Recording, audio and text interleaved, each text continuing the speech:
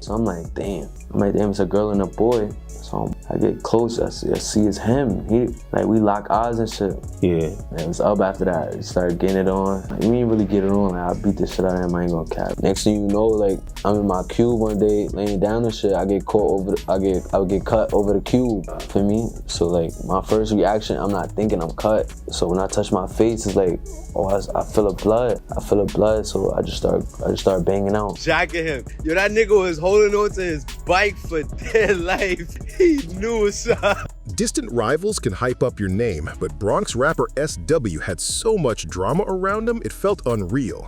His rivals didn't just talk online, they showed up wild, crashing out right in front of a parole office like they didn't care about anything. The Bronx was buzzing non-stop, and this whole situation shows how far some people were willing to go just to come after his drill wave. On October 15, 2025, SW pulled up for a regular check-in with his parole officer in the South Bronx around 5 p.m.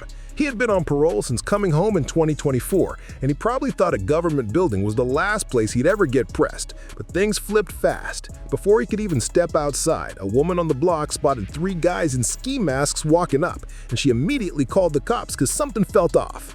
Before officers could reach the spot, SW walked out the door, and that's when everything went crazy. The masked men rushed him and opened fire, leaving him on the ground while they ran off into the street. His own parole officer came running out, calling for help and yelling for the cops with full panic in their voice. Officers pulled up and tried to keep SW alive, but the injuries were too serious, and he passed away later at the hospital. SW had tension with people all over the Bronx, so nobody really knows who the shooters were or who sent them.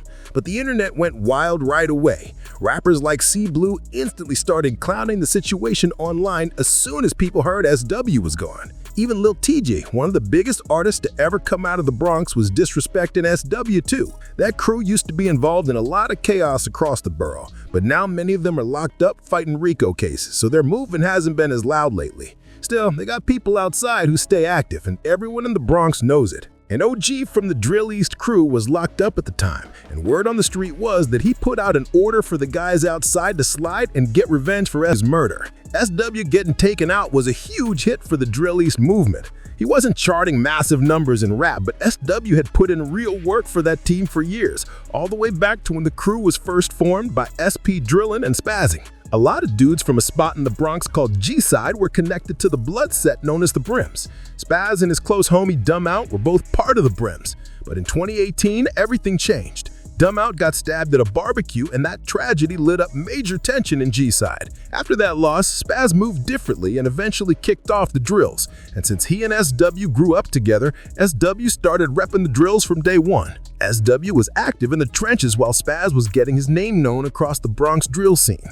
Spaz had been dropping tracks since 2016, but in 2020 he really blew up with his track Bunny Hop, which helped spark the Bronx drill wave in a big way. SW didn't even plan on being a rapper, but one day he was chilling in the studio with Spaz, and Spaz told him to jump on a beat. SW pulled out his notes app, wrote a quick verse, and that's how they dropped their track Op Spotter alongside Good Day Ray. SW came swinging at K-Flock's hood heavy on the record and even quoted lines like Andra's part. "You was in home, forfeit. I was on the right fit. He throw up thumbs off it, got him." Then SW took it further and called out K-Flock directly, saying, "Why that captain? Like we don't carry heat and we been out in the streets. Knox was deadly. No, I punched him in the sleek. K was lacking. He didn't know it was a creep." According to SW, he ran into K-Flock back in the day in his own area and caught him slipping, leading to a fight. When SW came home in 2024, he did an interview with P-Films and explained the whole story in detail. SW said he was dropping someone off near Stepside early one morning and decided to slide through their block just to see what was happening. SW walked around the block for a minute and didn't spot any rivals at first, but then he claimed he saw K-Flock strolling down the street with a girl. According to SW, they ended up inside a building where he said he put hands on K-Flock and won the fight. There was no footage to prove it though. SW even said he tried to reach it out to the people who owned the building to get the security video so he could post it, but he never got access to it. And K-Flock wasn't the only big Bronx drill rapper SW said he fought. Before Lil TJ became a major name, SW and his crew caught TJ slipping, jumped him, and took his chain. And on the track, Ali SW dissed TJ over that whole situation. Andras even added lines like, "TJ got robbed, Loose got robbed, I can't beat stops," which fans still bring up. SW's track ops spotter with Spaz and Good Day Ray took off fast, running up numbers like crazy. But he never got the chance to keep pushing the momentum because his legal trouble kept dragging him back. Before he ever stepped into rap seriously, he'd been in and out of jail for years. In 2018, he got booked on a gun charge and had to sit down for a while. After he came home, things didn't slow down. He got arrested again in February 2019 for attempted murder. He dropped $50K to bond out just a month later, but he caught another case 2 months after that when he got into a fight at the courthouse and got arrested together. He posted bond on that one too, but only a few months later, he was locked up again for reckless endangerment. SW made bail again and managed to stay out for about a year. He still had several cases hanging over him, but during that time, he started rapping and actually could have made legit money if things stayed steady.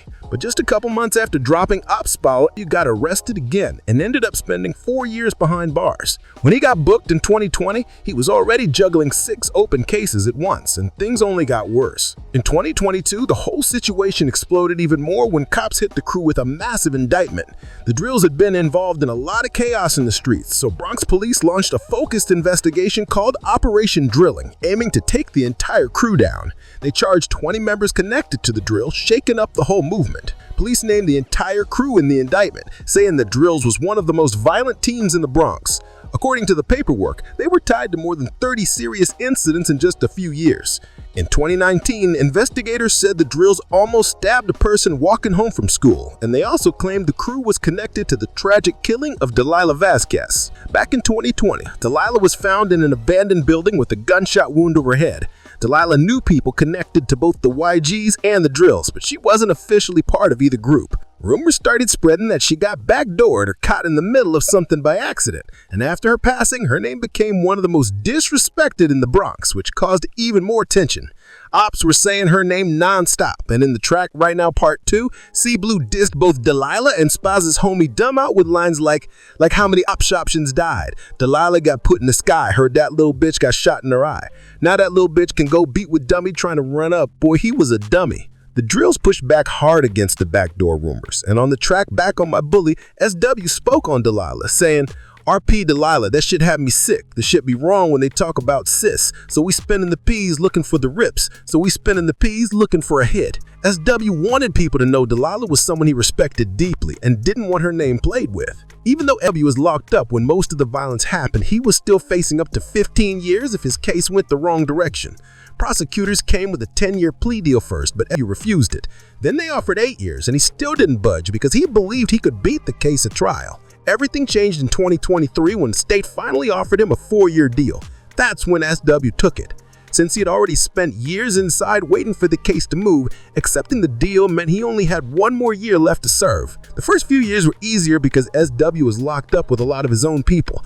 But once he signed the plea deal, he got transferred to a prison upstate, and that's when things turned dangerous for real. SW found himself surrounded by people who weren't from his area, and old tensions followed him behind the wall. What started as a regular transfer ended up being a moment where his life was nearly put at risk.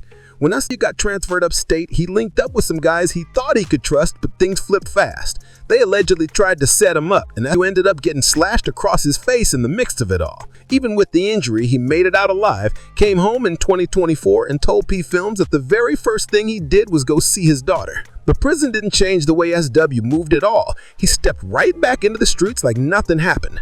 By the time he came home, the Bronx drill scene wasn't buzzing like before, but he still hit the studio and kept sending shots at his rivals. On the track Back on My Bully, SW rapped, "Don't fuck with no flock, cause you know I'm big drill. Empty the clip if I spot me a rippy. I just came home and I spent me a 50. Fuck as a label, I got my own milli." He was letting everybody know he was still heavy in the drill culture. In 2025, SW dropped another track, Exposing Me, and rapped, "I'm getting money, I don't want to see y'all. Niggas keep dying, I don't want to be y'all. Free all the bros who didn't get low, who got shot, like who got poked. Be with the G's, be with the gloves. I don't fuck with them niggas that's jacking." Even though he was in his late 20s with a daughter to raise, he still jumped into wild situations with no hesitation. One time when he came home, he walked through a park and heard somebody playing music from his rivals. He put hands on the guy and even joked about it on his IG. In an interview, he talked about the whole situation and said it happened in the same park where he once put hands on Lil TJ. SW had a history of jumping into chaos, and people always said he moved reckless. At one point, he allegedly even ran over one of his rivals and posted about it online. Not long before he passed away, he knocked somebody out in the street and uploaded the security footage for everyone to see. SW wasn't just running into trouble with rivals or random civilians. One time he was on the block and spotted somebody from the neighborhood, and things turned tense fast. People on the block kept asking who gave the SA pass because SW didn't hold back at all. He kicked the dude from his own neighborhood down the street and even spit at him after, showing he wasn't letting disrespect slide for anyone. Rumors started spreading that SW might have been backdoored by people close to him, but members of the drills who are locked up have been telling everyone to stand on business for SW if they truly rep the crew. The drills still have people outside, but most of the main faces are sitting in prison right now. Spaz got locked up right after dropping Op Spotted with SW back in 2020. He was becoming one of the loudest voices in Bronx drill, but on July 2020, he was charged with the killing of James Rivera and ended up with a 15-year sentence. After Spaz and SDB were both taken off the streets, Lee started stepping up for the team, dropping tracks that ran up major numbers and calling out rivals all over social media. He was even rumored to be sliding into enemy blocks. But then Lee got caught up during the Operation Drilling Sweep and was handed a 6-year sentence. With so many members getting locked up at the same time, the drill's whole movement slowed down in the music scene. When SW came home, he wasn't making real money off rap anymore, and the drill wave had already passed him by. He went right back into the streets, and sadly, that's what led to his tragic death. SW's story shows how fast things can flip when the streets and the spotlight collide. If you're locked into stories like this and want more breakdowns, make sure you like, subscribe, share, and drop a comment. Let me know what case or rapper you want covered next.